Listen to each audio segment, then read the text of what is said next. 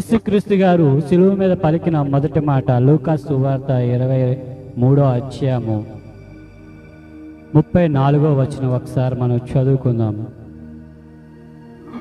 లూకా సువార్త 23వ అధ్యాయము 34వ వచనం మనం ఒకసారి చదువుకుందాం.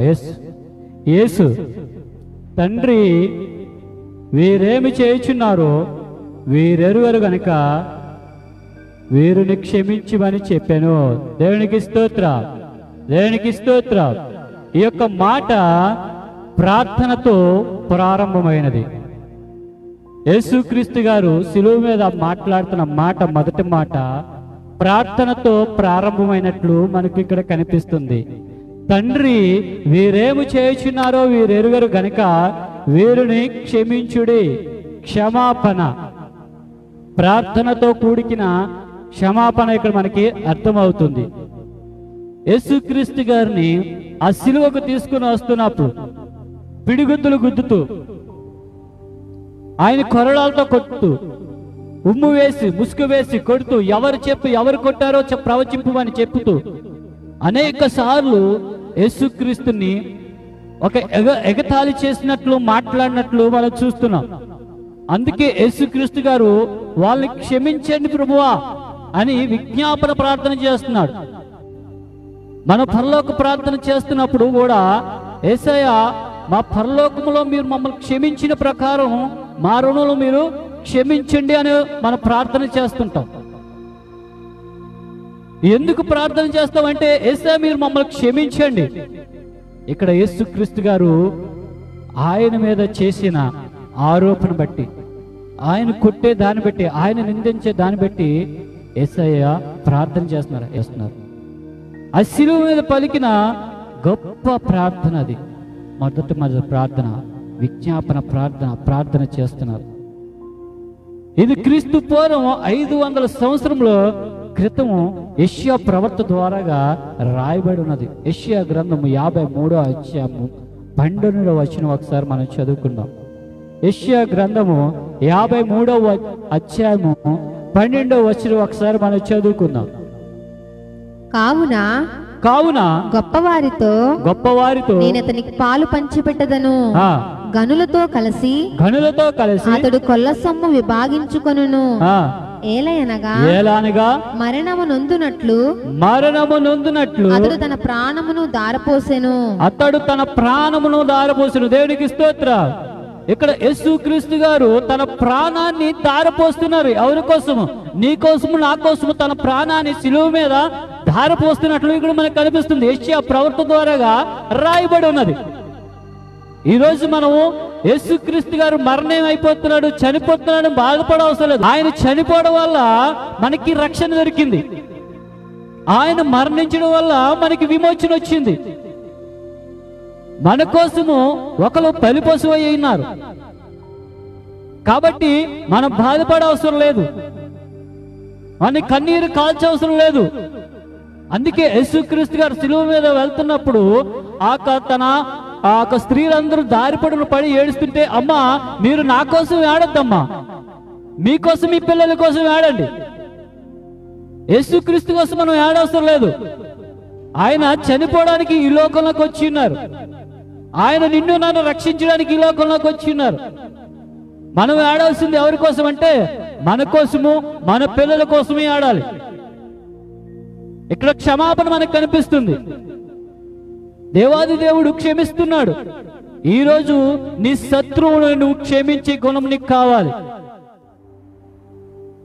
యేసుక్రీస్తు గారు 10 ఆజ్ఞల్లో ఒక ఆజ్ఞ చెప్తున్నారు. నిన్ను వల్ల నీ పొరుగువారిని ప్రేమించు, నిన్ను వల్ల నీ పొరుగువారిని ప్రేమించని దేవుడు చెప్తున్నాడు. ఈరోజు నువ్వు ప్రేమిస్తున్నావా, క్షమిస్తున్నావా? నా జీవితంలో అయితే నాకు ఫ్రెండ్స్ని, నా దగ్గర అనేకమైన మోసము చేసిన ఫ్రెండ్స్ని కూడా ఇప్పుడు దారిలో నాకు కనిపిస్తే నేను వాళ్ళు ప్రేమించి వాళ్ళతో మాట్లాడుతుంటాను. ఎందుకు? దేవుడు క్షమించమని చెప్పి ఉన్నాడు. నేను ఇక్కడ చేయపోతే, ఈ లోకంలో నేను క్షమించపోతే ఆయన రాజ్యంలో నేను వారసుడిగా వెళ్ళలేను. ఈరోజు నువ్వు నేను ఆయన రాజ్యంలో వారసుడిగా వెళ్ళాలంటే క్షమించే హృదయం నీకు కావాలి. ఒక శిష్యుడు వచ్చి అడుగుతారు యేసయ్యని, యేసయ్య నా సహోదరుడు 7 మార్లు నన్ను అపనిందలు చేస్తాడు, 7 మార్లు క్షమిస్తే సరిపోతుందా అంటే, లేదు లేదు, తప్పది 7 సార్లు నువ్వు క్షమించు అని చెప్తాడు. దేవునికి స్తోత్రం. నీ యొక్క క్షమాపణ ఎలా ఉండాలంటే నీవు క్షమిస్తూనే క్షమిస్తూనే క్షమిస్తూనే ఉండాలి. యేసయ్యని పిడుగుతులు గుద్దుతున్నారు, ఉమ్ము వేస్తున్నారు. ఎవరు గుద్దారో చెప్పు అని ప్రవచించమని చెప్తున్నారు. అన్ని ఓర్చుకుంటున్నారు యేసు ప్రభు గారు. దేవాది దేవా, వీళ్ళు ఏం చేస్తున్నారో తెలియదు, వీళ్ళు క్షమించమని దేవాది దేవుడు ప్రార్థన చేసినట్లు మనకు కనిపిస్తుంది. మార్కు సువార్త 2వ అధ్యాయం 9వ వచనంలో మనం చూసుకుంటే అక్కడ యేసుక్రీస్తు గారు పక్షవాయు గలవాడు విషయంలో ప్రార్థన చేస్తున్నారు. పక్షవాయు గలవాడు ఆయన దగ్గరికి వస్తున్నప్పుడు నీ పాపములు క్షమింపబడి ఉన్నవి అని చెప్తున్నారు. ఆయన క్షమిస్తున్నాడు, అందుకే అతనికి స్వస్థత కలిగి ఉన్నది. లూకా సువార్త 7వ అధ్యాయము 48వ వచనంలో చూసుకుంటే సీమోను ఇంట కన్నీటు వస్తున్నప్పుడు అక్కడ పాపాత్మురాలైన స్త్రీ వచ్చి ఆయన్ని అత్తరుతో అభిషేకిస్తున్నప్పుడు ఆమెను బోధిస్తున్నాడు. అమ్మా నీ పాపములు క్షమింపబడి ఉన్నవి, అమ్మా నీ పాపములు క్షమింపబడి ఉన్నవని సంబోధిస్తున్నాడు. అలాగే యోహాను సువార్త 8వ అధ్యాయం 11వ వచనంలో మనం చూసుకుంటే వ్యభిచారంతో పట్టబడిన స్త్రీని యేసుక్రీస్తు గారు క్షమిస్తున్నారు.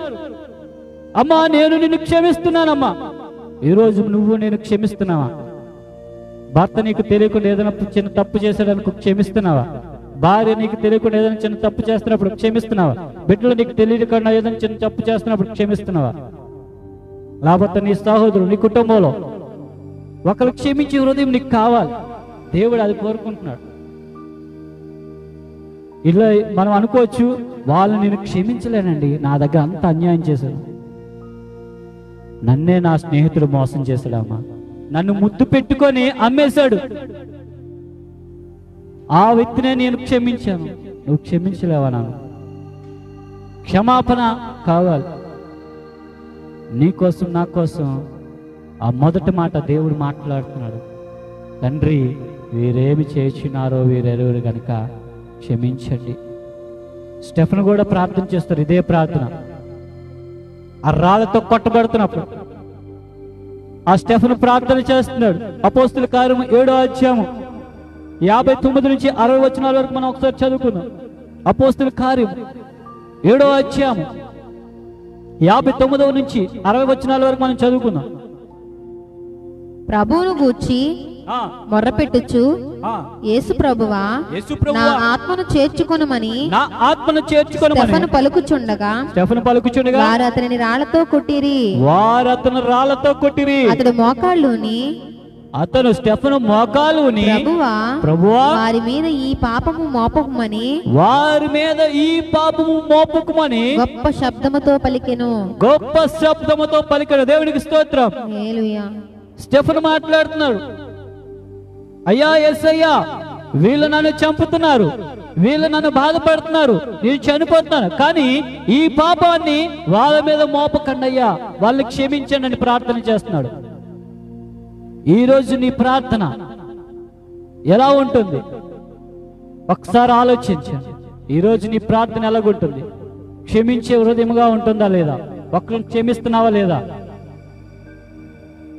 ఒకవేళ కానీ నువ్వు క్షమించే హృదయం లేకపోతే ఈరోజు ఆయన సన్నిధిలో యేసయ్యా క్షమించే హృదయం నాకు దయచేయని ప్రభువా అని ప్రార్థన చేద్దాం. యేసుక్రీస్తు గారు సిలువ మీద మాట్లాడిన 2వ మాట మనం జ్ఞానించుకుందాం. లూకా సువార్త 23వ అధ్యాయము 43వ వచనం ఒకసారి మనం చదువుకుందాం. నేడు నీవు నాతో కూడా పరదేశులో ఉందువని నిశ్చయముగా నీతో చెప్పుచున్నాను అనేను. దేవునికి స్తోత్రం, దేవునికి స్తోత్రం. ఇక్కడ యేసుక్రీస్తు గారు ఆజ్ఞాపిస్తున్నారు. ఏంటి ఆజ్ఞాపిస్తున్నారంటే, నీవు నాతో కూడా పరదేశులో ఉంటావని చెప్తున్నారు. ఇక్కడ యేసుక్రీస్తు గారితో పాటు 2 దొంగలు ఉన్నారు. యేసుక్రీస్తు గారు మధ్యలో సిలువ వేయబెడితే కుడివైపు ఒకరు, ఎడమవైపు ఒకరు ఇద్దరు దొంగలు మనకి కనిపిస్తున్నారు. ఆ ఇద్దరు మన దొంగలు యేసుక్రీస్తు గారితో పాటు ఆ రాత్రంతా చెరసాలలో ఉంటారు. యేసుక్రీస్తు గారిని అన్యాయంగా శిలువ వేస్తున్నారని ఈ యొక్క దొంగలు కూడా చూస్తున్నారు. వాళ్ళు వేస్తున్న సమయంలోనే యేసుక్రీస్తు గారిని కూడా శిలువ వేయడానికి తీసుకువెళ్ళినారు. ఆ శిలువను అంత ఆ పరిశీలనగా చూస్తున్నారు. దగ్గరుండి ఈ యొక్క ఇద్దరు దొంగలు చూస్తున్నారు అక్కడ జరుగుతున్న విషయాన్ని అంతటిని. ఒక దొంగ అయితే ఏమని మాట్లాడతారైతే, నిన్ను నువ్వు రక్షించుకొని నన్ను కూడా రక్షించు అని మాట్లాడతారు. చదువుదాం ఒకసారి. నీవు యూదుల రాజు అయితే నీవు యూదుల రాజు అయితే నిన్ను నీవే రక్షించుకొనుమని నిన్ను నీవే రక్షించుకోమని ఆయనను అపహసించిరి. ఆయనను అపవాసించిరే. ఇక్కడ చెప్తున్నాడు చూడండి, నువ్వు యూదుల రాజు అయితే నిన్ను నువ్వు రక్షించుకొని మమ్మల్ని కూడా రక్షించమని మాట్లాడుతున్నాడు. అక్కడున్న రెండో దొంగ అంటాడు, అరే నువ్వు నేను ఈ దొంగతనాలకి ఈ పాపములు చేసడానికి అర్హులమే, కానీ మనమైతే ఈ పాపానికి ఈ శిక్షకి అర్హులమే, కానీ ఆయన సజీవుడైన దేవుడు, ఆయన బలవంతమైన దేవుడు, ఆయన గొప్ప దేవుడు అనేసి మాట్లాడతాడు. చూడండి ఆ వచనాలు చదువుదాం. 41వ వచనం. మనకైతే ఇది న్యాయమే, ఇది న్యాయమే, చేసిన వాటికి మనము చేసిన వానికి పొందుచున్నాము గాని తగిన ఫలము పొందుతున్నాము గాని ఈయన ఏ తప్పిదమును చేయలేదని చెప్పి ఈయనలో ఏ తప్పిదములు చేయలేదని చెప్పెను. ఆయనను చూచి యేసు నీవు నీ రాజ్యములోనికి వచ్చినప్పుడు నన్ను జ్ఞాపకము చేసుకొనుము అనెను. నన్ను జ్ఞాపకము చేసుకొనుము అనెను. దేవునికి స్తోత్రం. అక్కడ ఒక దొంగ పశ్చాత్తాపపడి తన పాపములు ఒప్పుకొని ప్రార్థన చేస్తున్నాడు. యేసయ్యా నీ రాజ్యములో నన్ను జ్ఞాపకం చేసుకొనుము, నీ రాజ్యములో నన్ను జ్ఞాపకం చేసుకొని పశ్చాత్తాపపడి అడుగుతున్నాడు. ఈ యొక్క దొంగకి రక్షణ మరుక్షణంలోనే వచ్చేసింది. ఆ పశ్చాత్తాప హృదయాన్ని దేవుడు వెంటనే చూసి ఉన్నాడు. నీ హృదయాన్ని కూడా ఈరోజు చూస్తున్నాడు. నువ్వు పశ్చాత్తాపముగా ఆయన దగ్గర వేడుకుంటున్నావా లేదా, పశ్చాత్తాపమైన హృదయం నీకుందా లేదా అని యేసుక్రీస్తు గారు నీ హృదయాన్ని ఈరోజు చూస్తున్నాడు. ఒక దొంగ అయితే యేసుక్రీస్తు గారిని నిన్ను నువ్వు రక్షించుకో, మమ్మల్ని కూడా రక్షించు అని సంబోధిస్తుంటే, ఇంకో దొంగ అంటున్నాడు, నీ రాజ్యం నన్ను జ్ఞాపకం చేసుకున్న ప్రభువా అని విజ్ఞాపన ప్రార్థన చేస్తున్నాడు. వెంటనే యేసుక్రీస్తు గారు మాట్లాడుతున్న మాట, నేడు నీవు నాతో కూడా పరదేశు అయిందు అని నిత్యముగా చెప్తున్నానని ఒక వెంటనే బలంగా చెప్తున్నాడు. ఈరోజు నువ్వు మాట్లాడుతున్న ప్రతి ఒక్క విజ్ఞాపన ప్రార్థనకి దేవుడు వెంటనే జవాబిస్తున్నాడా లేదా? ఒకసారి ఆలోచించి, ఇద్దరు నేరస్తులను అక్కడ మనం చూస్తున్నాం, కానీ ఒక నేరస్తుడు మాట్లాడే మాట వేరేగా ఉంది, ఒక నేరస్తుడు మాట్లాడే తీరు వేరేగా ఉంది. ఇద్దరు నేరస్తులే. ఈ విషయాన్ని ఇద్దరు దగ్గర నుంచి చూస్తున్నారు. యేసుక్రీస్తుని తప్పు లేకుండా ఆయనకి సిలువ వేస్తున్నారని చూస్తున్నారు. కానీ అక్కడికి వచ్చి మాట్లాడుతున్న మాట ఎంత పశ్చాత్తాపంతో ఆ దొంగ పలికాడో చూడండి. పశ్చాత్తాపమైన హృదయము ఆయనకున్నది. ఒకసారి 2 కొరింథీలు 6వ అధ్యాయము 2 కొరింథీలు 6వ అధ్యాయము 2వ వచనం ఒకసారి మనం చదువుకుందాం. ఇక్కడ పశ్చాత్తాప హృదయము వెంటనే వచ్చింది. మనం కూడా పశ్చాత్తాప హృదయం వచ్చినట్టే ఒక నిర్ణయం తీసుకోవాలి. ఎలాంటి నిర్ణయం తీసుకోవాలంటే, ఇదిగో ఇప్పుడే మిక్కులి అనుకూల సమయము, ఇదే రక్షణ దినము. దేవునికి స్తోత్రం. ఈరోజు దేవుడు చెప్తున్నాడు, నువ్వు పశ్చాత్తాపం పొందిన అంటే ఒక నిర్ణయం తీసుకో, ఈరోజు నీకు రక్షణ దినముగా నీకు ఏర్పాటు చేస్తానని చెప్తున్నాడు. ఆ దొంగకి బాప్తిస్మం లేదు, నీటిలో ముంచలేదు, ఆ శిలువ మీద ఇంకా చనిపోతాడు. ఇంకా కొన్ని గడియల్లో, ఇంకా కొన్ని నిమిషాల్లో, ఇంకా కొన్ని గంటల్లో చనిపోతాడు అనుభూతికి యేసుక్రీస్తు గారు చెప్తున్నారు, నీవు నేడు నాతో కూడా పరదేశువై ఉన్నాయి మాట్లాడుతున్నారు. ఈరోజు దేవుడు మాట్లాడుతున్నాడు. చూడు, ఇద్దరు దొంగలే, కానీ ఒక దొంగకి ఒక న్యాయం వచ్చింది, ఒక దొంగకి ఒక న్యాయం వచ్చింది. ఈరోజు పశ్చాత్తాప హృదయముతో నువ్వు ప్రార్థన చేస్తే నీ హృదయాన్ని దేవుడు చూసి నిన్ను ఆశీర్వదించాలని ఆశపడతాడు. ఆ రెండో దొంగ పశ్చాత్తాప హృదయముతో రక్షణ పొందుకున్నాడు. నువ్వు నేను కూడా పశ్చాత్తాపమైన హృదయం తీసుకొని ఆయన దగ్గర రక్షణ పొందుకోవాలని దేవుడు ఆశిస్తున్నాడు. కళ్ళు మూసుకొని తలలో ఉంచుకొని ప్రార్థన చేద్దాం. మొదటి మాట జ్ఞాపకం చేసుకున్నాం ఏంటని చెప్పండి. తండ్రి, వీరేమి చేయించినారో వీరు కనుక వీరిని క్షమించు. రెండవది, దొంగతో దేవుడు అంటున్నాడు, నేడు నువ్వు నాతో కూడా పరదేశిలో ఉండు అని దేవుడు చెప్తున్నాడు. దేవునికి స్తోత్రం. అలాగే మూడో మాట జ్ఞాపకం చేసుకుందామండి. యోహాను సువార్త 19వ అధ్యాయము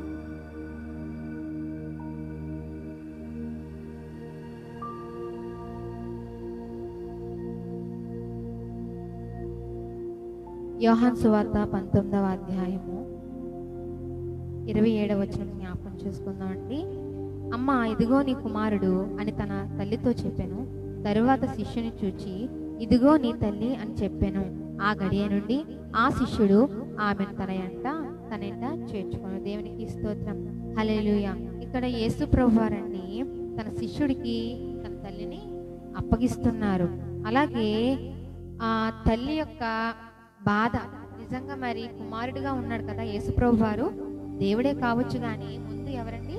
ఒక తల్లి యొక్క కుమారుడు. కాబట్టి ఆయన మరణించి ఆయన తిరిగి మరి పరలోక రాజ్యానికి వెళ్ళిపోతే తన తల్లి యొక్క పరిస్థితి ఏమిటా అని భూలోకంలో ముందుగానే తన తల్లి యొక్క సంరక్షణ కోసం ఆయన ఆలోచిస్తున్నట్లు మనకు అక్కడ కనిపిస్తుంది. దేవునికి స్తోత్రం.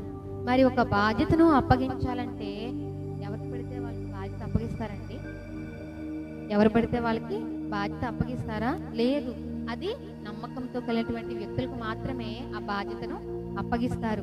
ఎవరైతే నమ్మకంగా ఉంటారో, ఎవరైతే చెప్పిన మాట వింటారో, ఎవరైతే ఏది చెప్తే అది చేస్తారో వాళ్ళకి మాత్రమే బాధ్యత అనేది అప్పగిస్తారు. అనంతరము కూడా ఆ బాధ్యత నిర్వర్తించాడు. దేవునికి స్తోత్రం. మరి చనిపోయేంత వరకు కూడా తన సంరక్షణను తన బాధ్యతగా స్వీకరించినట్టుగా బైబిల్ గ్రంథము చెప్తుంది. మరి కూడా బాధ్యత వహించింది కదా. మరియకు దేవుడు ముందుగానే చెప్పాడు. స్తోత్రం. హల్లెలూయా. అటువంటి బాధ్యత దేవుడు మనకి ఇచ్చాడు. కాబట్టి మనం ఏం చేయాలి? అట్టి వారి కొరకు మనము ప్రార్థన చేయాలి. దేవుడు మనకు అట్టి బాధ్యత ఇచ్చాడు కాబట్టి మనం ఇప్పుడు బాగానే ఉన్నాంలే, మనకేం కాలేదులే, మన పిల్లలు బాగున్నారు, మనం బాగున్నాం, మన కుటుంబం బాగుందిలే అని నీ ఊరుకుంటే నీకు అన్యురాలకి తేడా లేదు. కాబట్టి మనం ఏం చేయాలంటే బాధ్యత కలిగి ఉండాలి.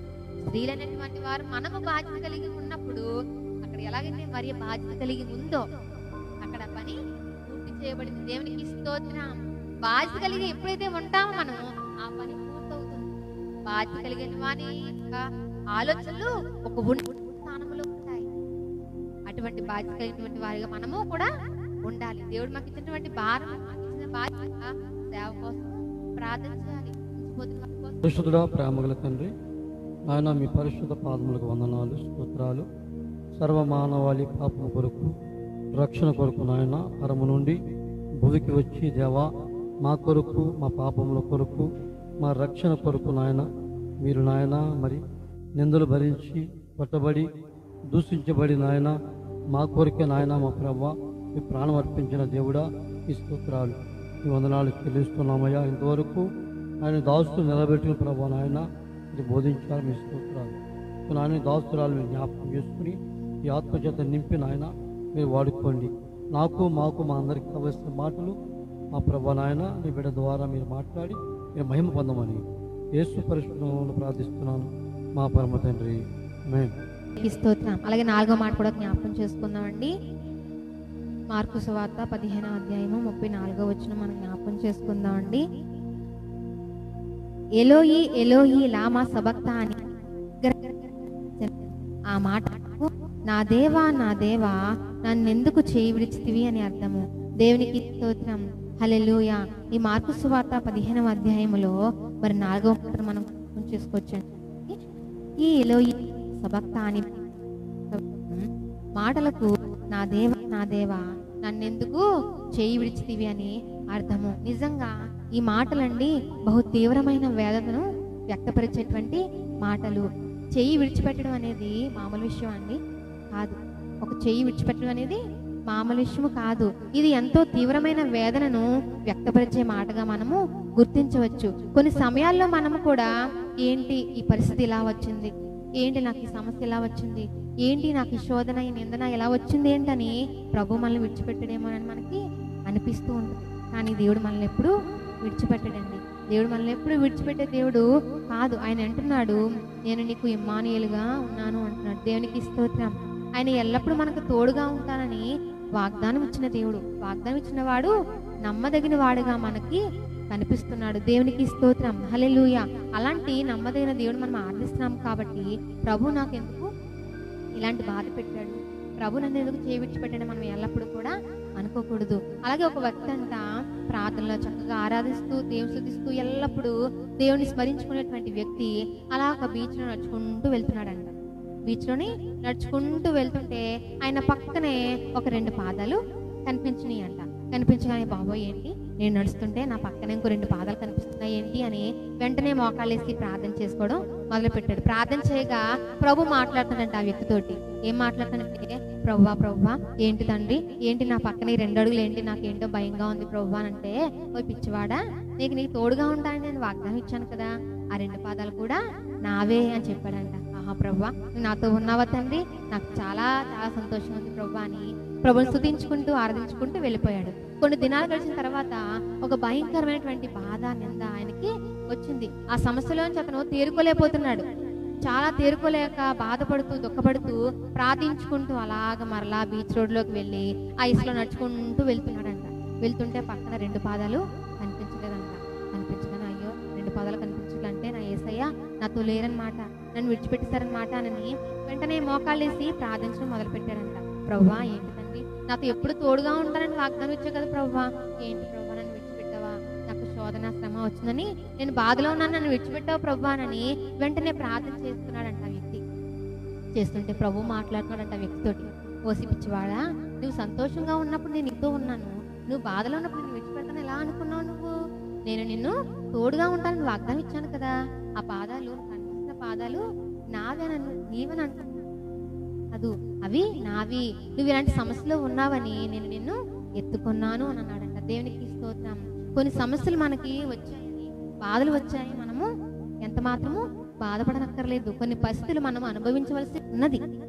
అనుభవించవలసి ఉంటేనే అది మనకి తెలుస్తుంది. ఏది జరిగినా అది మన మేలు కోసమని అనుకున్నప్పుడే మన జీవితాల్లో దేవుడు చేసే కార్యాలు మనము కన్నులారా చూడగలుగుతాం. దేవునికి స్తోత్రం. ఆ వ్యక్తి అలాగే అనుకున్నాడు, బాధలో ఉన్నాను కదా దేవుడు నన్ను విడిచిపెట్టాడని అనుకున్నాడు. కానీ దేవుడు ఏం చేశాడు, అతన్ని ఎత్తుకున్నాడు. దేవుడు ఎత్తుకునే గొప్పవాడు. మనను ముద్దు వచ్చే వరకు నేను ఎత్తుకుంటాను, ముద్దాడతాననేటువంటి గొప్ప ప్రేమమయుడు మన యేసయ్య. దేవునికి స్తోత్రం. అంత గొప్ప ప్రేమను పొందుకున్న మనము ఆయన ఎల్లప్పుడూ ఏం చేయాలి, ప్రార్థన చేయాలి, స్తుతించాలి, ఆరాధించాలి. తండ్రి కుమారుని విడిచిపెట్టవలసిన సమయము అక్కడ వచ్చింది. ఎందుకు విడిచిపెట్టాడు, ఎందుకంటే ఆ యొక్క కుమారుడు చేసే ప్రార్థన అంట తండ్రి దగ్గరికి చేరట్లేదు. ఎందుకు చేరట్లేదు, ఎందుకంటే కుమారుడి మీద పాపం ఉంది. ఏముంది, పాపము. మనందరి పాపము ఆయన మీద వేసుకుని ఒక పాపపు ముద్దలాగా ఆయన మధ్య ఉన్నారు కాబట్టి తండ్రి దగ్గరికి ఆ ప్రార్థన వెళ్ళట్లేదు. కాబట్టి కుమారుడు అంటున్నాడు, నా దేవా అంటున్నాడు, నా తండ్రి అనట్లేదు. అక్కడ ఏమంటున్నాడు, తండ్రి విడిచిపెట్టిన కుమారుడు మాత్రము ఆయనను హత్తుకునే ఉన్నాడు. దేవునికి స్తోత్రం. అక్కడ అంటున్నాడు, నా దేవా నన్నెందుకు చేయి విడిచితివి. అక్కడ చేయి విడిచిపెట్టడం వలన అక్కడ ఏం జరిగిందండి, మనందరికీ రక్షణ కలిగింది. అక్కడ చేయి విడిచిపెట్టడం వల్ల మనందరికీ స్వస్థత కలిగింది. అక్కడ చేయి విడిచిపెట్టడం వల్ల మనందరం పరలోక రాజ్యంలో స్థలాన్ని సంపాదించుకున్నాం. దేవునికి స్తోత్రం. హల్లెలూయా.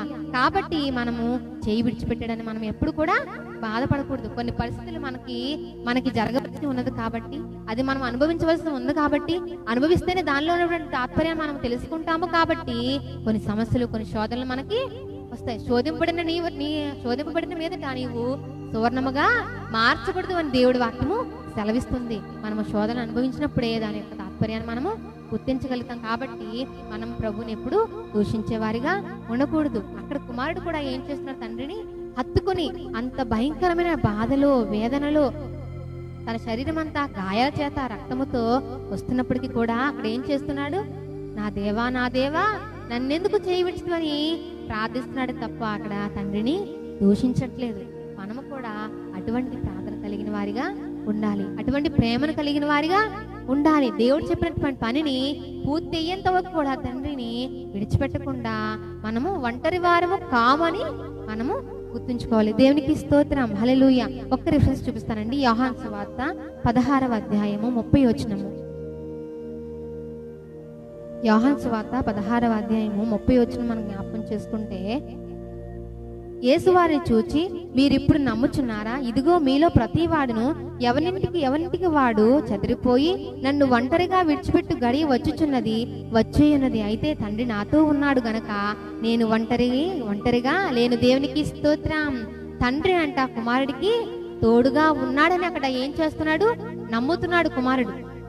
తండ్రి తనకు తోడుగా ఉన్నాడని కుమారుడు ఏమంటున్నాడు, నమ్ముతున్నాడు. నేను ఒంటరి వాడను కాను, నాతో జంటగా యేసయ్య ఉన్నాడు, జంటగా నా తండ్రి ఉన్నాడని నమ్ముతున్నాడు. ఈనాడు మనము కూడా మనము ఒంటరి వారము కామని మనము ఏం చేయాలి, గుర్తించి మనము ఏం చేయాలి, ప్రభుని స్తుతించాలి. ప్రభువా నీవు నాకు తోడుగా ఉన్నావు కాబట్టి ఈ శోధన నేను జయిస్తాను, నీవు నాకు తోడుగా ఉన్నావు కాబట్టి నేను ఈ శోధనలో నుండి బయటకు వస్తాను, ఈ సమస్య నుంచి నేను బయటకు వస్తాను ప్రభువానని మనము ఒంటివారము కామని మనము గుర్తుంచుకోవాలి. కొన్ని సమయాల్లో మనం ఒంటివారమే అని అనుకుంటాం, మన భర్త కూడా మనతో తోడుగా లేరు, మన పిల్లలు మనకు తోడుగా లేరు. అయ్యో ఈ లోకంలో నేను ఒంటరిగా అయిపోయానే, నాకు తోడుగా ఎవరు లేరే, నేను ఒంటరి జీవితం జీవిస్తానని నువ్వు భూలోకంలో అనుకోవచ్చు, కానీ దేవుడు నీకు జంటగా ఉంటానని వాగ్దానం ఇస్తున్నాడు. దేవునికి స్తోత్రం.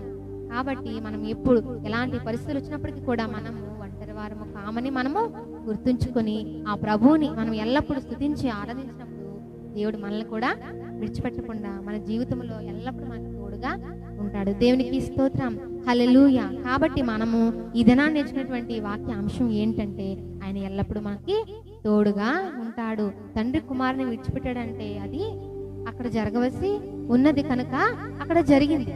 మనకు కూడా కొన్ని సమయాల్లో ప్రభు మనల్ని విడిచిపెట్టాడని మనం అనుకుంటాం, కానీ అవి మనకు సంభవించవలసి ఉన్నది కాబట్టి దేవుడు విడిచిపెట్టాడు. కానీ ఆయన మరలా మనల్ని హత్తుకొని మనల్ని ప్రేమించే గొప్ప దేవుడు, ప్రేమమయుడు మన యేసయ్య. దేవునికి స్తోత్రం, హల్లెలూయా. అందరం మోకాళ్ళేసి ప్రార్థన చేసుకుందామండి. 5వ మాట ఏంటంటే, నేను దప్పికొనుచున్నాను అని అనెను. దేవునికి స్తోత్రం, హల్లెలూయా. యోహాను సువార్త 19వ అధ్యాయము 28వ వచనం జ్ఞాపకం చేసుకుందామండి. నేను దప్పికొనుచున్నాను అనెను. దేవునికి స్తోత్రం, హల్లెలూయా. అక్కడ కుమారుడు ఏమవుతున్నాడండి, దప్పికొనుచున్నాడు. ఇది ఒక దాహముతో కూడినటువంటి అంశము, ఇది ఒక దాహము. ఇది శారీరకమైనటువంటి దాహము కాదు, గాని ఆత్మీయమైనటువంటి దాహము. దేవునికి స్తోత్రం, హల్లెలూయా. ఇక్కడ యొక్క అంశాన్ని మనం జ్ఞాపకం చేసుకున్నట్లయితే ఇది ఆత్మీయమైనటువంటి దాహము. ఈనాడు మనము బైబిల్ గ్రంథంలో అనేక మంది భక్తులు మనకు కనిపిస్తూ ఉన్నారు. అందులోని ఇర్మియా గారిని మనం జ్ఞాపకం చేసుకున్నట్లయితే ఇర్మియా ప్రార్థన చేస్తున్నాడు. ఒకసారి మనం చూద్దామండి. ఇర్మియా గ్రంథము 9వ అధ్యాయము 1వ వచనము.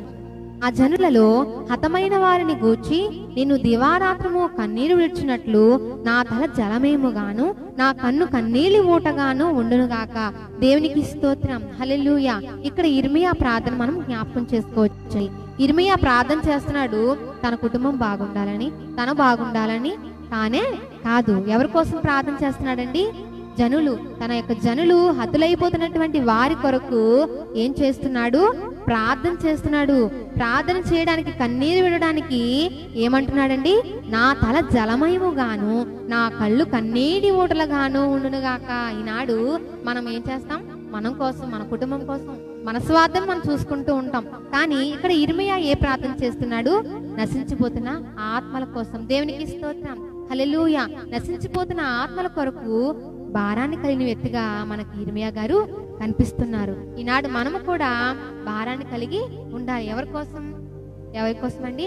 నశించిపోతున్న ఆత్మల కోసం, దేవుని ఎరగనటువంటి ప్రజల కోసం మనం వారి కోసం ప్రార్థన చేయాలని భారాన్ని కలిగి ఉండాలి. ఈనాడు ఇర్మియా అంటున్నాడు, ప్రార్థన చేస్తున్నాడు, తన తల జలమయముగాను కళ్ళు కన్నీటి ఓటలుగాను ఉండునుగా కానీ కన్నీటితో ప్రార్థన చేస్తున్నాడు. అంటే కన్నీరు కాచినా సరే తన కన్నీరు సరిపోవట్లేదు కాబట్టి ఏమంటున్నాడు? ఇంకా కన్నీటి ప్రార్థన చేయాలి. కాబట్టి నా తల జలమయముగా అయిపోవాలి, నా కళ్ళు కన్నీటి ఓటలుగా అయిపోవాలని ప్రార్థన చేస్తున్నాడు. నిజంగా ఎంత మంచి ప్రార్థన అండి. ఈనాడు ఇర్మియా బట్టి మనము కూడా అలాంటి ప్రార్థన మనము కూడా నేర్చుకోవాలి. మన ఇరుగు పొరుగు వారి కోసం, మన చుట్టుపక్కల ఉన్నటువంటి ప్రజల కోసం, మన రాష్ట్రం కోసం, మన దేశం కోసం, వారి కోసం ప్రార్థించేటువంటి భారాన్ని దేవుడు మనకి పెట్టాడు. అది ఆత్మీయమైనటువంటి దాహము. దేవుడు అంటున్నాడు, అక్కడ యేసు ప్రభు వారిని సిలువేస్తూ తీసుకెళ్తూ ఉంటుంటే ఏడుస్తున్నారు. ప్రభువా ప్రభువా అని ఏడుస్తుంటే, అమ్మలారా నా కోసం ఏడవద్దు, మీకోసం మీ బిడ్డల కోసం ఏడవండి. ఎందుకన్నాడు దేవుడు? ఈ రోజు మన పిల్లలు ఎలాగున్నారండి? మన కుటుంబం ఎలాగుంది? మన పరిసరాలు ఎలాగున్నాయి? మన ప్రపంచం ఎలాగుంది? ఈనాడు ఎలాగుంటుంది కాబట్టి దేవుడు ఆనాడు ఏమన్నాడు? మీకోసమే ప్రార్థన చేసుకోండి, మీకోసమే ప్రార్థన చేసుకోండి. ఎందుకంటే పరిస్థితి ఇంత భయంకరంగా ఉంటుందని ఆనాడు యేసుకు ముందే తెలుసు కాబట్టి ఏమన్నాడు? ముందుగానే మీకోసం మీరు ఏడుస్తూ మీరు ప్రార్థన చేయండి, నా కోసం ఏడవద్దు, మీకోసం మీరు ఏడవంటని దేవుడు సెలవిస్తున్నాడు. కాబట్టి మనము ఏం చేయాలి? మన కుటుంబం కోసం, మన బిడ్డల కోసం, మన చుట్టూ ఉన్న వారి కోసము, నశించిపోతున్నటువంటి ఆత్మల కోసము. ఈనాడు గద్దించి సింహం వలె తిరుగుతూ ఉన్నాడు దుష్టుడు సాతానండి. వెలుగుదూత వేషం వేసుకుని ఎవరి మృంగువిదే వేయుదునా అని కొన్ని వేల మంది ఒక చిన్న వైరస్ వల్ల చనిపోతున్నారంటే ఎంత భయంకరమైన విషయం అండి. నిజంగానే ఏదో ఒక పెద్ద ప్రపంచ చిన్న వైరస్ అంత ఇదిగా భయపెడుతుంది. ఈ వైరస్, చిన్న వైరస్ ఒకరి నుంచి ఒకరికి కొన్ని వేల మందిని మృంగివేస్తుంది. ప్రపంచం బహు భయంకరమైనటువంటి పాపంతో నిండిపోయింది. ఎక్కడ చూసినా పాపమే, టీవీ పెట్టినా పాపమే, కళ్ళు తెరిస్తే పాపమే, బయటికి వెళ్తే పాపం మాటలే మనం వింటున్నాం. అలాంటి భయంకరమైనటువంటి పాపపు ఈ లోకంలో మనం ఉన్నాం కాబట్టి మనం ఏం చేయాలి? ప్రార్థన చేయాలి. నశించిపోతున్న ఆత్మల కోసం, భయంకరంగా చీకటిలో ఉన్నవారి కోసం, అన్యాయాలు అక్రమాలు చేసేవారి కోసం మనం ఏం చేయాలండి? ప్రార్థన చేయాలి. ఇర్మియా అలాంటి వారి కోసం ప్రార్థన చేస్తున్నాడు. దేవునికి స్తోత్రం. ఈనాడు మనము కూడా ఇర్మియా వలె అటువంటి ప్రార్థన చేసేవారిగా మనం ఎప్పుడైతే ఉన్నామో దేవుడు ఆనాడు పలికిన సిలువ మీద మాటకు ధన్యతను మనము కలగజేస్తాం. దేవునికి స్తోత్రం. హల్లెలూయా. మనము కూడా అలాంటి దాహాన్ని కలిగిన వారిగా, అలాంటి దప్పిక కలిగిన వారిగా, నశించిపోతున్న ఆత్మ కోసం భారం కలిగిన వారిగా మనం ఇక్కడి నుంచి మనము ఉండాలి. దేవునికి స్తోత్రం. హల్లెలూయా. యేసు ప్రభు వారు గెత్సెమనే తోటలో ప్రార్థన చేస్తున్నారు. ప్రార్థన చేస్తుంటే ఏమైపోయిందండి? చెమట రక్తంగా మారిపోయిందంట. గెత్సెమనగా అర్థం ఏంటంటే ఒలీవ నూనె తయారు చేసే గానుగా అని అర్థం. గెత్సెమనే అనే మాటకు అర్థం ఏంటి? ఒలీవ నూనె తయారు చేసేటువంటి గానుగా అని అర్థము. అంటే ఎలాగైతే ఆ గానుగు తిరుగుతూ ఉన్నప్పుడు ఆ ఒలీవ నూనె చుక్క చుక్క చుక్క ఎలాగైతే కారుతాయో ప్రభు ప్రార్థనకు చెమట రక్తపు చుక్కలుగా మారి అటువంటి ప్రార్థన చేసినటువంటి వ్యక్తిగా యేసు ప్రభు వారు మనకి అక్కడ కనిపిస్తున్నారు. అంటే అలాంటి భారం కావాలి, అలాంటి కన్నీరు కావాలి, అలాంటి భారముతో మనం ఎప్పుడైతే ప్రార్థన చేస్తామో దేవుడు ఆ ప్రార్థనను వింటాడు. దేవునికి స్తోత్రం. మనం ఇక్కడే ఉన్నాం కదా, ఎక్కడ జరిగేటువంటి దాన్ని మనం ఎలా ఆపగలమని మనం అనుకోవచ్చు, కానీ నీవు ఎక్కడ చేసే ప్రార్థన ఎక్కడికైనా వెళ్ళి కార్యము జరిగిస్తుంది. దేవునికి స్తోత్రం. కాబట్టి మనం ఏం చేయాలి? అలాంటి శక్తివంతమైనటువంటి ప్రార్థన మనము కూడా ఇర్మియా వంటి ప్రార్థన, యేసయ్య వంటి ప్రార్థన మనము కూడా చేసినట్లయితే ప్రపంచాన్ని వణికిస్తున్నటువంటి ఈ కరోనా వైరస్ నాశనం అయిపోతుంది. దేవునికి స్తోత్రం. కాబట్టి మనము కూడా అలాంటి భారమైన, అలాంటి బాధ్యత కలిగినటువంటి ప్రార్థన చేసినటువంటి వ్యక్తులుగా మనము ఉన్నట్లయితే దేవుడు మనల్ని చూసి సంతోషించి మన ప్రార్థన బట్టి వారందరి పాపాలు తొలగిస్తాడు. దేవునికి స్తోత్రం. హల్లెలూయా. దేవుడు పాపం ఎక్కువైపోవడం వలన దేవుడు ఏం చేశాడు? వదిలేశాడు. మనందరి చెయ్య ఆయన విడిచిపెట్టాడు. కాబట్టి ఈనాడు ఎన్ని వేల మంది చనిపోతున్నారు. మరలా ప్రభువుని క్షమించమని అడిగి భారం కలిగి ప్రార్థన చేస్తే దేవుడు ప్రార్థన వింటాడు. దేవునికి స్తోత్రం. కాబట్టి అలాంటి దాహము, అలాంటి దప్పిక మనము కూడా కలిగి ఉండాలి. ఆనాడు దేవుడు ఎలాంటి దప్పిక కలిగి ఉన్నాడో మనము కూడా అలాంటి దప్పికను, దాహాన్ని కలిగి ఉన్నప్పుడు దేవుడు మన జీవితంలో కూడా కార్యాన్ని జరిగిస్తాడు. నేను ఇక్కడ ఉన్నాను కదా అని నువ్వు అనుకుంటున్నావేమో, కానీ నీవు చేసే మోకాళ్ళ కన్నీటి ప్రార్థన కార్యము జరిగిస్తుంది. దేవునికి స్తోత్రం, హల్లెలూయా. అటువంటి కృపను దేవుడు మనందరికీ అనుగ్రహించును గాక. ప్రార్థన చేసుకుందామండి. దేవునికి స్తోత్రం. యేసుక్రీస్తు గారు సిలువ మాట్లాడే 6వ మాటగా మనం చదువుకుందాం. యోహాను సువార్త 19వ అధ్యాయము 30వ వచనంలో రాయబడి ఉన్నది. యోహాను సువార్త 19వ అధ్యాయము 30వ వచనం మనం చదువుకుందాం. యేసు ఆ చిరక పుచ్చుకొని సమాప్తమైనదని చెప్పి తల వంచి ఆత్మను అప్పగించెను. దేవునికి స్తోత్రం. యేసుక్రీస్తు గారు సిలువ మీద మాట్లాడిన మాట 6వ మాట సమాప్తమైనది అనిగా మాట్లాడుతున్నారు. అంటే తను మాట్లాడుతున్న తర్వాత యేసుక్రీస్తు గారికి ఇంకా వేదన పెరిగిపోతుంది. ఆ మండు టెండలో వేదన పెరిగిపోతుంది. ఆ సూర్యరశ్మి తన మీద పడుతున్నప్పుడు, ఆ గాయాల మీద పడుతున్నప్పుడు వేదన పడుతుంది.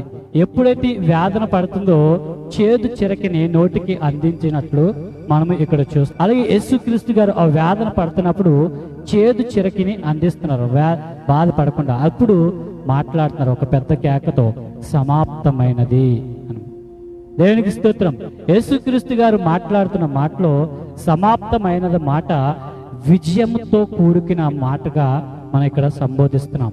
ఆయన సిలువ మీద మరణించడానికి విజయం పొందుకున్నాడు. ఒకసారి ఆలోచించుకోండి, మనం ఏదైనా పని చేస్తున్నప్పుడు అంత పని కంప్లీట్ చేసిన తర్వాత నేను విజయం సాధించాం. మన పిల్లలను చూసుకోండి, ఒక ఎగ్జామ్స్ రాస్తున్నప్పుడు అన్ని ఎగ్జామ్స్ రాసిన తర్వాత రిజల్ట్స్ వచ్చిన తర్వాత వాళ్ళు విజయం పొందుకుంటే నాకు బిడ్డడు విజయం పొందుకున్నాడు, లేకపోతే నా బిడ్డ విజయం పొందుకుంది అని ఎంతో గట్టిగా మనం చెప్తామో, అలాగే యేసుక్రీస్తు గారు సమాప్తమైపోయింది విజయంగా చెప్తున్నారు. మత్తయి సువార్త 27వ అధ్యాయము 50వ వచనంలో మనం చూస్తుంటే బిగ్గరగా కేక వేసినట్లు మనకు కనిపిస్తుంది. ఇక్కడ బిగ్గరగా కేక వేసి సమాప్తమైనది అని చెప్తున్నట్లుంది.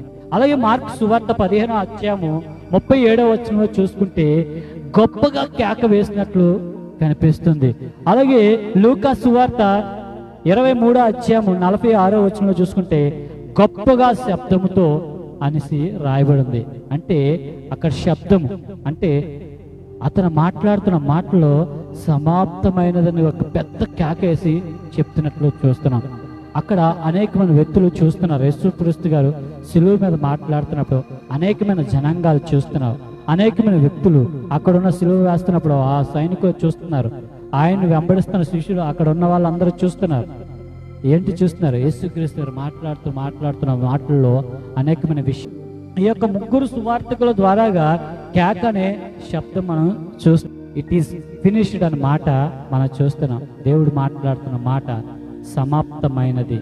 ఈ మాట ఎంతో విజయకరంగా జయకరంగా మనం చూస్తున్నాం. గుర్తుంచుకోండి, నువ్వు చేసిన ప్రతి ఒక్క పనిలో ముగించడం ఎంతో ఉత్తమం. ప్రారంభించినప్పుడు అందరం మంచిగానే ప్రారంభిస్తాం, కానీ అది కంటిన్యూ చేసేదాను, అది కంప్లీట్ చేయడం చాలా కష్టం. ఒక వంట చేసినప్పుడు చూడండి, ఎంతో చక్కగా వంట చేస్తారు, భుజిస్తారు, కానీ అది ఫినిష్ ఎప్పుడవుతుంది? మొత్తం అన్ని కడిగేటప్పుడు ఫినిష్ అవ్వాలి. తినడం ఫినిష్ కాదండి, కంప్లీట్ చేయడం, మొత్తం కలిగడం ఫినిష్. ఒక ఇల్లు కంప్లీట్ చేసిన పునాదులు ఒకటే చేస్తున్నట్టు కంప్లీట్ కాదు, మొత్తం గృహప్రవేశం అయిపోయినంత వరకును ఆ ఇల్లు మొత్తం అంతా ఫినిష్ అవ్వాలి. అది ఫినిష్, అది విజయం. నీ జీవితంలో ఎప్పుడు విజయం పొందుకుంటావంటే నువ్వు అనుకునేది పొందుకునే వరకు ప్రార్థనలో ఏకీభవించి ఉండాలి. నువ్వు అనుకునేది పొందుకుంటే అప్పుడు విజయం నువ్వు పొందుకున్నట్లు ప్రార్థన చేసుకుంటూ ఉండాలి. యేసుక్రీస్తు గారు లాస్ట్ చెప్తున్నాడు, సమాప్తమైనది, విజయంతో కూడుకున్నది. ఈరోజు నువ్వు నేను కూడా లాస్ట్ చనిపోయిన వరకు నా రక్షణ నేను కాపాడుకొని సమాప్తమైనదని చెప్పుకోవాలి. మన రక్షణ మనం కాపాడుకోవాలి. ప్రార్థన చేసుకుందాం. ప్రభు మాట్లాడిన మాటలో 7వ మాట లూకా సువార్త 23వ అధ్యాయము 46వ వచనం ఒకసారి మనం చదువుకుందాం. లూకా సువార్త 23వ అధ్యాయము 46వ వచనం ఒకసారి మనం చదువుకుందాం. 46. అప్పుడు యేసు గొప్ప శబ్దముతో కేకవేసి, తండ్రి, నీ చేతికి నా ఆత్మను అప్పగించుకుంటున్నాను అనెను. దేవునికి స్తోత్రం. గొప్ప శబ్దముతో కేక వేస్తున్నారు యేసుక్రీస్తు గారు. తండ్రి నా ఆత్మను నీ చేతికి అప్పగిస్తున్నాను అని గొప్ప శబ్దముతో మాట్లాడుతున్నట్లు ఇక్కడ మనం చూస్తున్నాం. ఒకసారి ఆలోచించండి. అంటే విజ్ఞాపన ప్రార్థన చేస్తున్నట్లు మనకు కనిపిస్తుంది. యేసుక్రీస్తు గారు శిలువ మాట్లాడుతున్న మొదటి మాట, తండ్రి వీరేమి చేసినారో వీరు ఎరుగరు గనక క్షమించండి అని మొదటి మాట ప్రార్థనతో ప్రారంభించారు. 4వ మాట కూడా నా దేవా నా దేవా నా చేయి ఎందుకు విడిచి ఉన్నావని ప్రార్థనతో మాట్లాడుతున్నారు. 7వ మాట నా తండ్రి నా ఆత్మను నీ చేతికి అప్పగించుకో అనేసి. ఈ యొక్క 3 మాటలు ప్రార్థనతో కూడుకున్న మాటలు.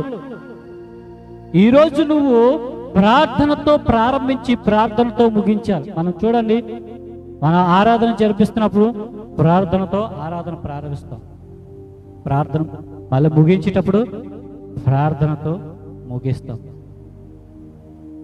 నువ్వు ఇంట్లో పని చేసుకున్నప్పుడు ఉదయకాలం లేచినప్పుడు ప్రార్థనతో నీ యొక్క ఆరంభం ప్రారంభించి పడుకున్నప్పుడు ప్రార్థనతో నువ్వు ముగించాలి. దేవుడు నీ దగ్గర నుంచి కోరుకుంటుంది ఆయనతో మాట్లాడు. ఎప్పుడైతే నువ్వు ఆయనతో మాట్లాడు, ఎప్పుడైతే కంటిన్యూ చేస్తావో దేవుడు నీకు ఇష్టంగా ఉంటాడు. నా బిడ్డ నాతో మాట్లాడుతాడు. నీకు ఇష్టమైన వాళ్ళు నీతో మాట్లాడిపోతే నీకు ఎంత బాధగా ఉంటుంది, హృదయం వేదనగా ఉంటుంది. అలాగే యేసుక్రీస్తు గారు నిన్ను సృష్టించిన దేవుడు, నువ్వు ఆయనతో మాట్లాడిపోతే యేసుక్రీస్తు గారు బాధపడతాడు. ఈరోజు దేవుడు చెప్తున్నాడు, ప్రభువా నా ఆత్మను నీ చేతికి అప్పగించుకో.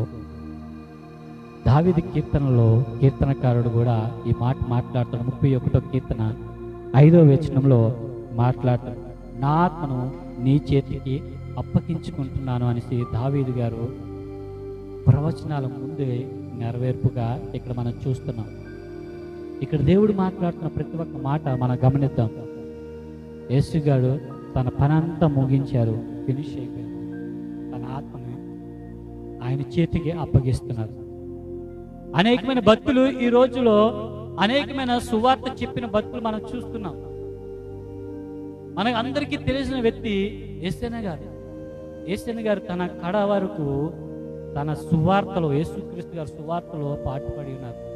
ఆయన చనిపోయేటప్పుడు కూడా తండ్రి నా ఆత్మను నీ చేతికి అప్పగించుకున్నానని చనిపోయి ఉన్నారు. ఒకసారి ఆలోచించండి, సంఘ చరిత్రలో మనం చూసుకుంటే అనేకమైన వ్యక్తులు, జాన్ క్రిస్టోఫర్ అనే వ్యక్తి కూడా తండ్రి నా ఆత్మను నీ చేతికి అప్పచెప్పుకుంటున్నాను, కొలంబస్ నా ఆత్మను నీ చేతికి అప్పచెప్పుకుంటున్నాను అనేసి పెద్దగా కేకలు వేసి మాట్లాడుతున్నాను. ఈరోజు నువ్వు నేను ఆయన చేతికి నీ ఆత్మను అప్పచెప్పుకో. ఎప్పుడైతే నీ యొక్క ఆత్మను ఆయన చేతికి అప్పచెప్పుకుంటావో, నీ శరీరాన్ని ఆయన చేతికి అప్పచెప్పుకుంటావో, నీ కుటుంబాన్ని ఆయన చేతికి అప్పచెప్పుకుంటావో, నీ కుటుంబం లేకపోతే నీ యొక్క పరిస్థితి మంచి నడవడిక దేవుడు నడిపిస్తాడని మాట్లాడుతున్నాడు. హెబ్రీ పత్రిక 9వ అధ్యాయం 22వ వచనంలో ఒకసారి మనం చదువుకుందాం. హెబ్రీ పత్రిక 9వ అధ్యాయం 22వ వచనం ఒకసారి మనం చదువుకుందాం. యేసుక్రీస్తు గారి రక్తం చిందింపబడితేనే మన రక్షణ వస్తుంది. మరియు ధర్మశాస్త్ర ప్రకారము సమస్త వస్తువులను రక్తము చేత శుద్ధి చేయబడిననియు రక్తము చిందింపకుండా పాప క్షమాపణ కలుగదనియు సామాన్యముగా చెప్పవచ్చును. రక్తము చిందింపబడకుండా పాప క్షమాపణ కలగదు. యేసుక్రీస్తు గారి రక్తం చిందింపబడడం వల్ల నీకు నాకు పాప క్షమాపణ కలిగి ఉంది. ఈరోజు నువ్వు నేను ఇంత స్వేచ్ఛగా ఉన్నామంటే ఆయన రక్తం చిందింపబడింది కాబట్టి మనకు స్వేచ్ఛగా ఉంటున్నాం. మనకి ఇంత రక్షణ వచ్చిందంటే ఊరికనే రాలేదు, ఆయన శిలువ మీద రక్తం చిందింపబడి ఉన్నారు. కాబట్టి 1 పేతురు 1వ అధ్యాయం 19వ వచనంలో చూసుకుని, అమూల్యమైన రక్తము చేత అనగా నిర్దోషమును నిష్కలంకమయు గొర్రె పిల్ల వంటి క్రీస్తు రక్తము చేత విమోచింపబడితిరని మీరు ఎరుగుదుగా. దేవుని స్తోత్రం. యేసు క్రీస్తు రక్తం వల్లే మనం విమోచింపబడతాము. ఈరోజు 7వ మాటగా, తండ్రి నా ఆత్మని నీ చేతికి అప్పచెప్పుకుంటున్నాను. ఈరోజు నువ్వు నేను కూడా, తండ్రి నన్ను నీ చేతికి అప్పచెప్పుకుంటున్నాను, తండ్రి నా కుటుంబాన్ని నీ చేతికి అప్పచెప్పుకుంటున్నాను అనేసి నువ్వు నేను ప్రార్థన చేసుకున్నావు. కళ్ళు మూసుకున్నావు. మహాపరిశుద్ధాత్మ దేవానికి వందనాలు తండ్రి. దేవా, ఈ యొక్క 7వ మాట ప్రార్థనతో ముగించావు. మొదటి మాట ప్రార్థనతో ప్రారంభమైంది. 4వ మాట నా దేవా నా దేవా నా చేయి విడిచినవని ప్రార్థనతో ప్రారంభమైంది. 7వ మాట నా ఆత్మను నీ చేతికి అప్పచెప్పుకుంటున్నానని మాట్లాడుతున్నావు ప్రభా. ఈరోజు 7వ మాటగా నన్ను నీ చేతికి అప్పచెప్పుకుంటున్నాను ప్రభువా, నా కుటుంబాన్ని నీ చేతికి అప్పచెప్పుకుంటున్నాను ప్రార్థన చేస్తున్నాను. నన్ను నా కుటుంబాన్ని నీ సేవలో వాడుకోమని నజరేయుడైన యేసుక్రీస్తు నామమున అడుగుతున్నాను తండ్రి. ఆమేన్.